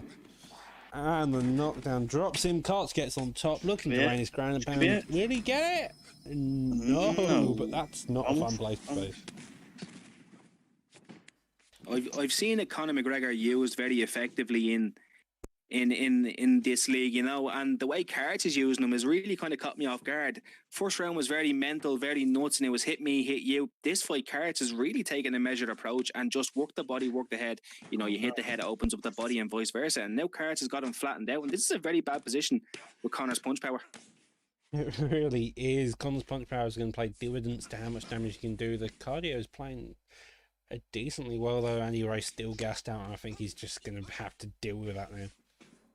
Yeah, and to be honest, there's really no point in building GA at this point because obviously stamina depends on the GA, and no matter how much the stamina is going to play a big part. So if you're building GA, it's not really going to affect the speed unless it's going to make it like a little bit faster. And especially with the stamina advantage Karts has, it's definitely going to go in his way. But we're seeing Karts just technically pick apart Andy Ray here, which we know is no slouch from his last week's performance, Reaper. Absolutely, like the way Carts is fighting right here, it's making me want to pick up Conor McGregor and use him. He's just using him so fluently. Oh my goodness! Well, I don't know if that's a commentator's curse or not, but yeah, GG's. No, another uppercut there. Finally gets the knockout. I can't remember who got the takedown. I think it was Issues actually giving issues to Kevin P's chin. A minute 30 left on the clock. I think Karts is still bobbleheading. Is he going to be okay? I don't. His head's now starting to wobble. I'm a bit concerned. Maybe Dan might want to jump in there and sort something out. Maybe. You can see Karts' stamina slowly decreasing. Why is Poirier having a seizure? Why is his head moving like that? We need a doctor. Conor McGregor's out there saying Khabib Nurmagomedov in the crowd and decided he wants round number 4. he took the 94 punch for a bit too literal. Okay. And Poirier has died. Rest in peace. Well, that was an interesting the last. He has died. I was hoping to see the slow motion of it, but we continue. I don't want to see no slow motion. That's his death. And now, I believe this was a fight you pointed out earlier, Reaper. Salvador versus Samurai Robin. Do you fancy introducing it in the bantamweight division? Absolutely, dog. I'm excited for this one. Samurai Robin and Salvador are going to put on a absolute clinic tonight. This fight is going to be top A grade. If you want to see striking brilliance, you're about to see it. Yeah, definitely. Samurai Robin, I haven't seen too much from, but I know he is one of the top people in the PS side. Salvador, same as he proved himself in prime time and time again. Samurai Robin started out a few weeks ago, definitely no slouch, to being very active and racking up the wins, and definitely deserved the spot right before the co-main event, dog. Indeed, Robin's done it over and over again. The most recent loss on his record, though, is the Cryptics one. Cryptic, a late replacement, underdog in that match, but you saw how good both of them were. It was a close match up until the final 20 seconds or so, and evidently Robin doesn't want that on his record. He just wants to come out here and kill him. Yeah, definitely. We've seen it already. Rock there from Samurai. You can tell he's no slouch. Rob from his Peter Yan, always a good striking clinic, like Reaper said at the very start of the card, and I'm very excited to watch this one. What about you, Reaper? Oh, come here, listen, this was my go-to fight for the night. This was the one when I seen it written down on the paper. I was like, that's gonna spin heads. I think people are gonna watch this fight and see a very, very good understanding of distance and breaking down an opponent over the course of 3 rounds if we get that far into it, Ginger. Yeah, no, definitely. And I'm not a lot of people know about Font. He has a level 4, 4-star calf kick, and Samurai Robin's just using that really effectively, and it's just that was far too fast for me to even comprehend. It's not 1-2, 1-2, 1-2, 1-2 dead.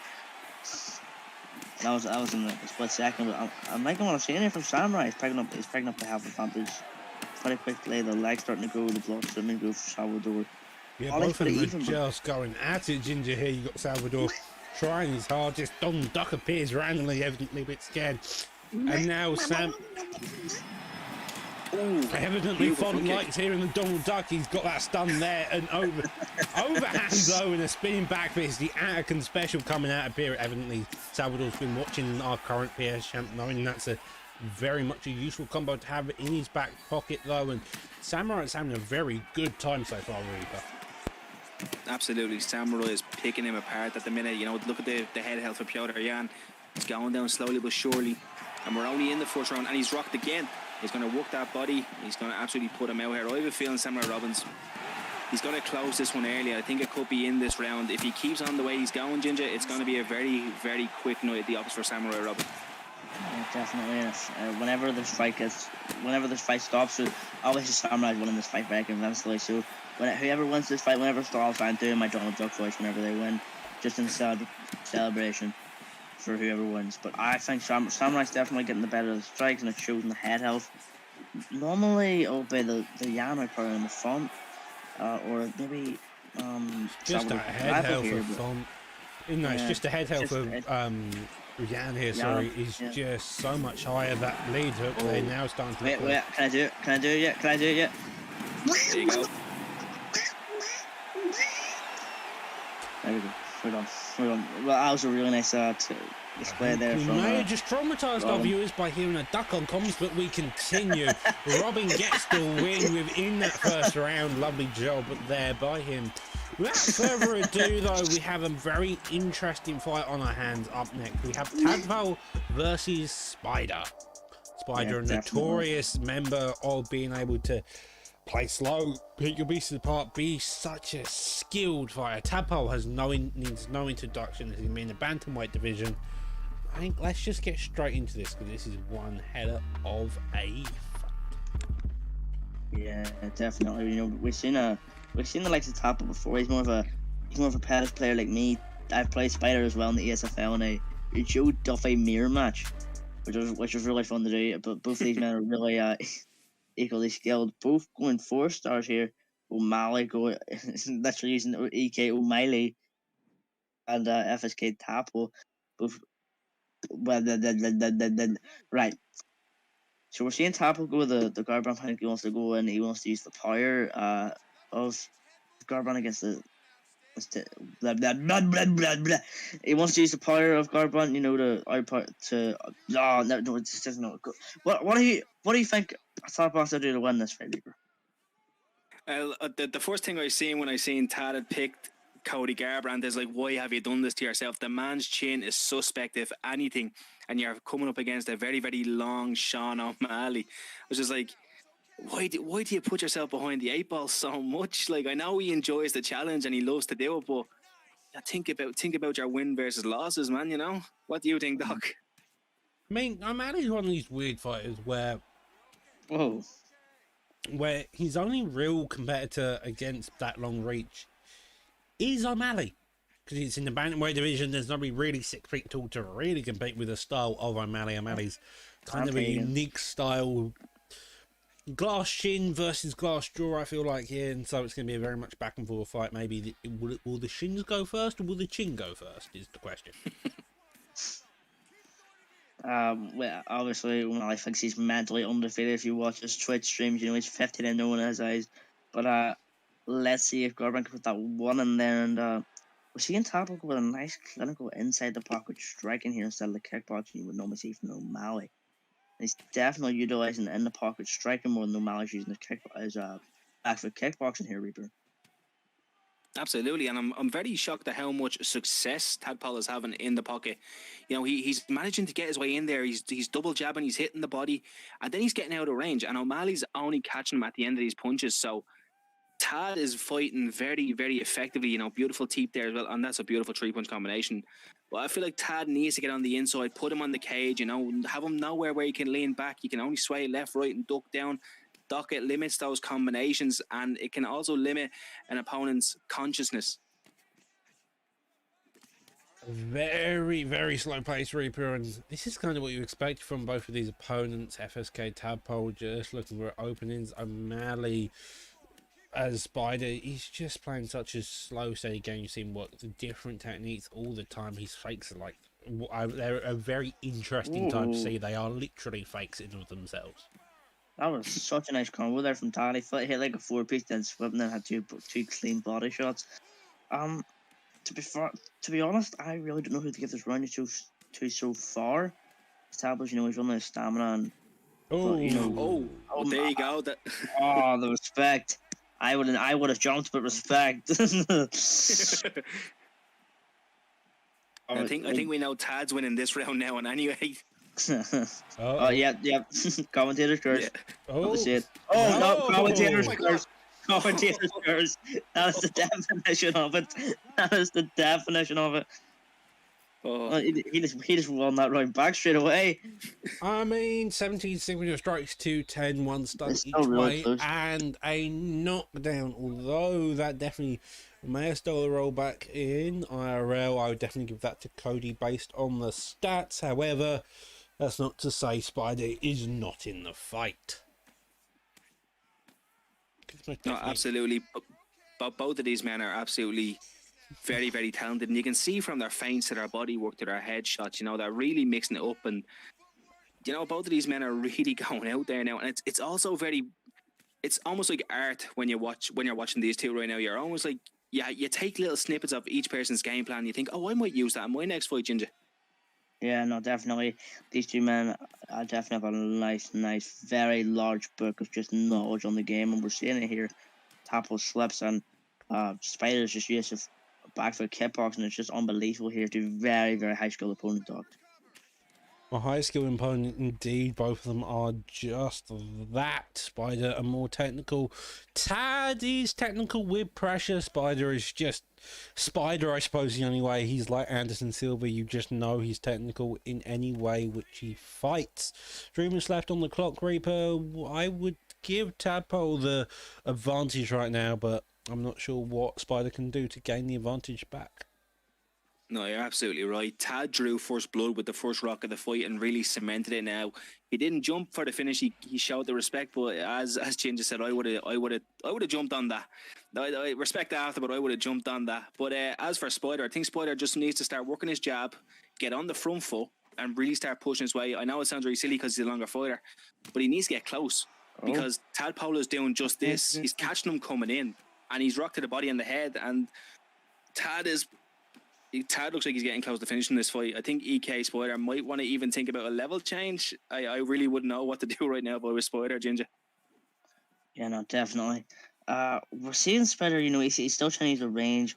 Probably, yeah, like you said, we really need to go and he's pick his punches quickly before Tadpole runs away with us. But to be honest, he can still come back.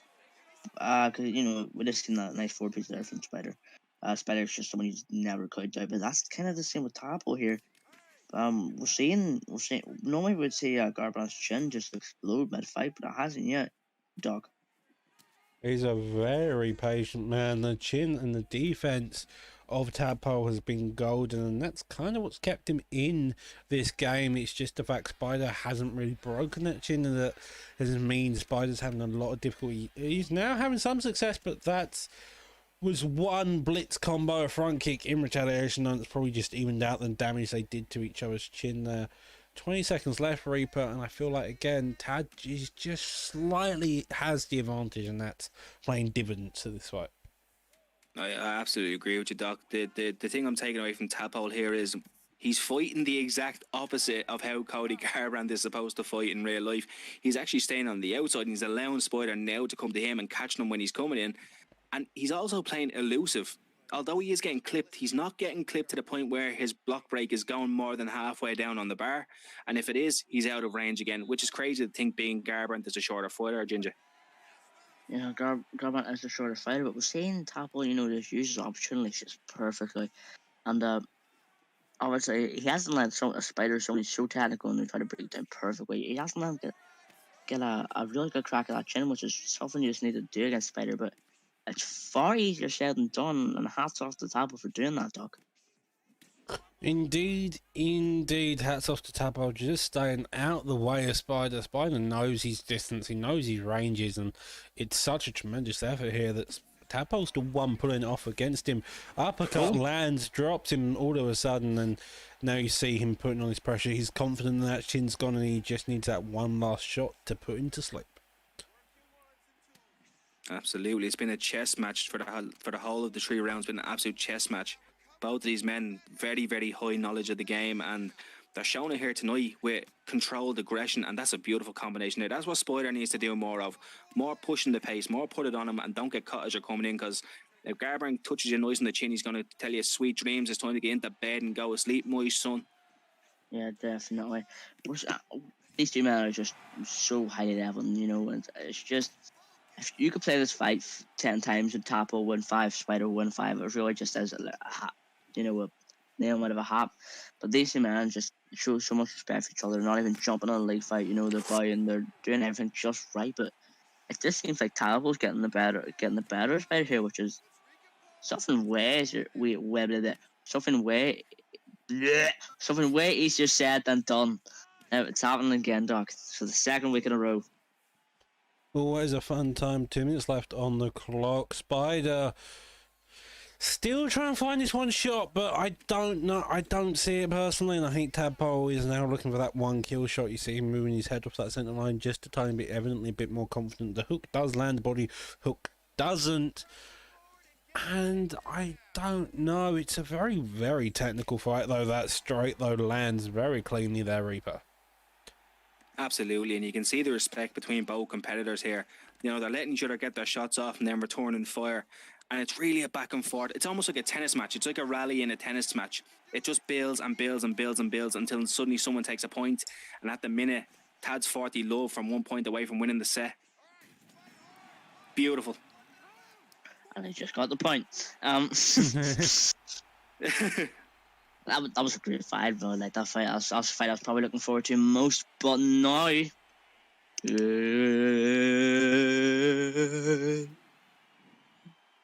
time, the main event of the evening. Here's that again. So we have Pudgy versus Jakey. That was a great fight. Hats off the Tapple for beating Spider in the way he did. Someone can't say that easily, but now we move on to Pudgy versus Jakey. Jakey just recently joined back to BFAB, a very old camp, kind of deformed to join EK. Just came back there a few months ago. Pudgy getting a few wins, got a win like a Dirty Dave at Bantamweight last season, which is this season, which is a really, really big win. And I'm excited to see what type of match this pulls off for us, Doc. Yeah, indeed. Both of them are an interesting fighter to witness. You got Pudgy as this aggressive, striking wrestler. You got Killer Jake as a more of a striking person recently, although he does have the grappling to a lot of extents. So, I'm just excited to see who he should pick here. So, this is welterweight, correct, Doc? Yes, it is. Welterweight division is a fun little division indeed. I'm expecting Pudgy to go more of the center like they pick and Jakey for the Usman pick. I could be wrong because I'm pretty stupid sometimes. I got it wrong. Oh no, I got one right. That counts. Jakey as Masvidal, Pudgy as Vicente Luque. Vicente Luque's got the health stats, got some length, got some good kicks, but his actual takedowns are a bit poo. Now, with a bow of respect there, a touch of gloves, Reaper. This is the first of 5.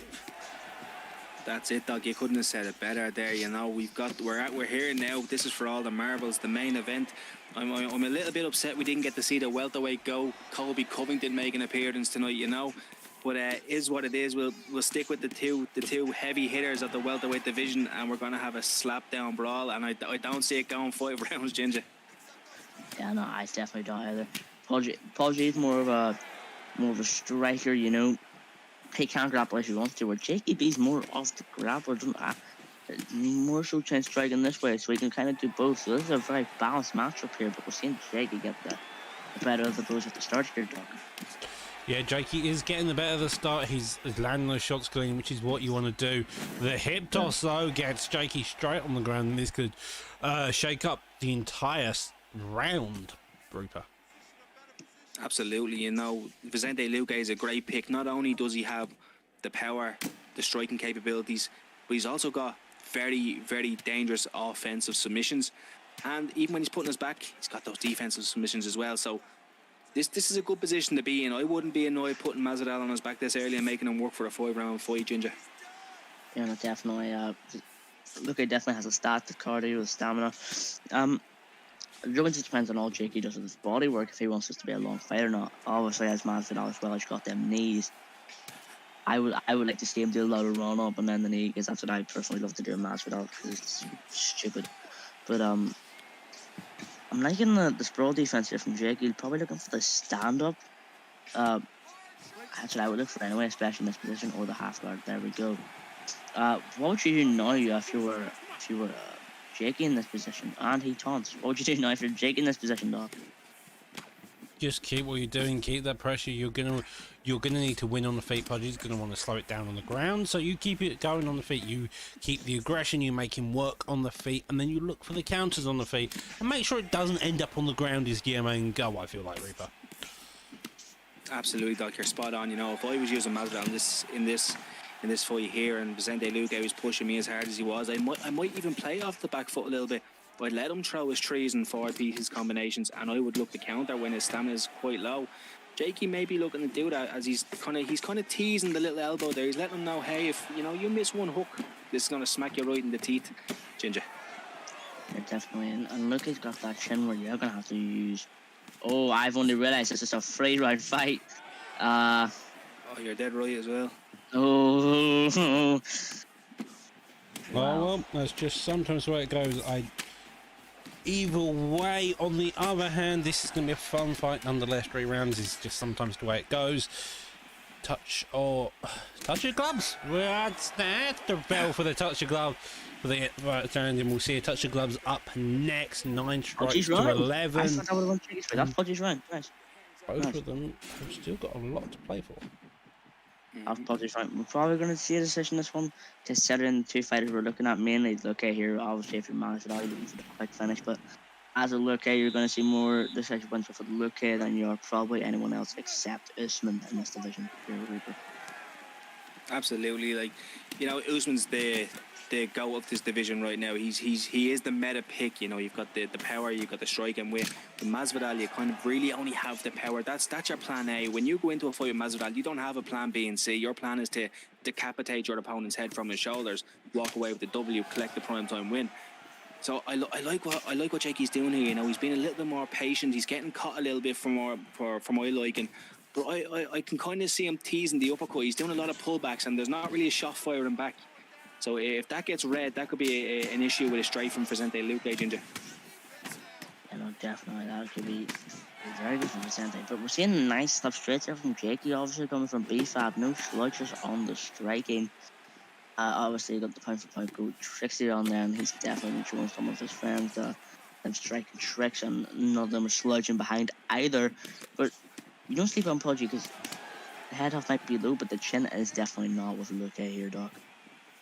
Yeah, indeed, the chin of Luque definitely seems a bit scary. Jakey managed to get the deny, the bodywork, and the gas tank of Jakey is going to be something to pay attention to. The bodywork, just Jakey. Oh, sorry. I'm like what I'm seeing here from Jakey. Obviously, like you said, Reaper, he wants to get this finish. He wants to his plan A is the left hook and his plan B is the right hook. And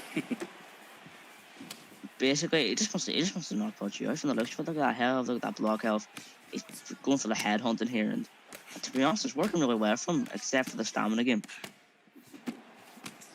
Yeah, you're absolutely right, and you can see the damage now, right? Moving later into the second round, Vicente Luque's head health is pretty much non-existent. Every single jab, every single shot it's starting to blink now a little bit more. Every single shot's blinking, and he's doing a great job of being technical aggression.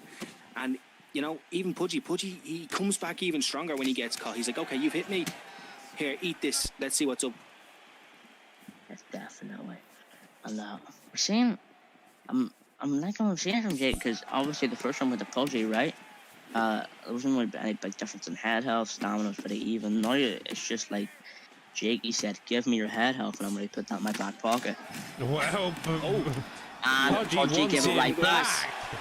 Oh, this could be it. And he That's gets it. the Oh my God. finish. Oh, the nice Sleep. lead uppercuts. Lovely job there by Pudgy. Like, it definitely looked like a Jakey fight, but Pudgy came back and took the victory. Definitely. Pudgy's been a tear this season, man.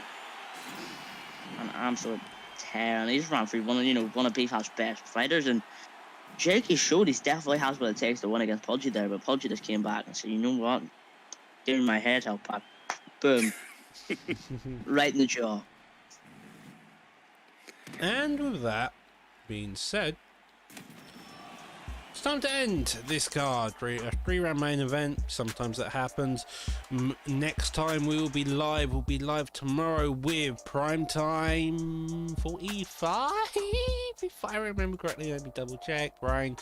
Yes, we'll be live with Primetime 45. Trixie versus Moffat Man, co-mained by Jakey versus Fadnator. Interesting matchup to say the least. You've also got Ricardo on there. You got Dirty Dave. You got BFAP Sleek. It's a fun stat card. Stick around for tomorrow's event. Same time as we started today at half 8 GMT, 3:30 Eastern. Going through a quick rundown of this card, it's been a good card nonetheless. You've got to agree, you two. Absolutely. Standout performance for me personally, Samurai Robin. I thought he absolutely put it on his opponent tonight, and he looked very, very clean. So, personal performance, Samurai Robin. Congratulations from me. My one definitely was a Tapo then. And the co-main going up against someone against Spider on that level, and just kind of technically picking them apart. Fair play to them and fighting both of them as well. Indeed, Tapo's done a fantastic job. So has Samurai Robin. Both of them are very effective. Stick around for the raid at the end. But for that being said, I think that's us done for tonight's card. That's it for Fight Night 33. Have a good night.